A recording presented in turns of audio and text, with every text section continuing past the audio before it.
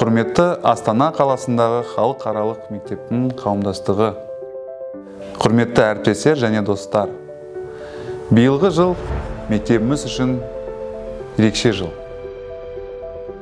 Мектебіміз биыл 10 жылға толып отыр.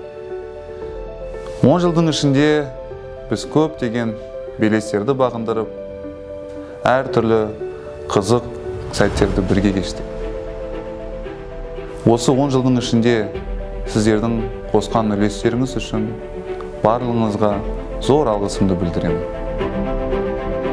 10 жылдық мерейтойға орай табыстың 10 жылдығы жасампаздық тарихы және болашаққа бағдар атты халықаралық конференция ұйымдастырып отырмыз.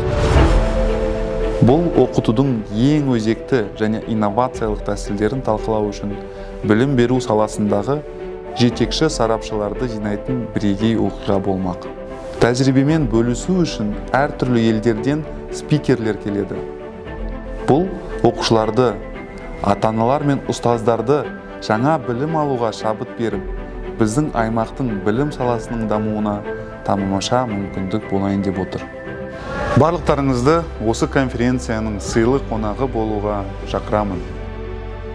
Мектебіміздің 10 жылдығын бірге мерекелеп қана қоймай, білім әлеміндегі жаңа белестерге ұмтылайық.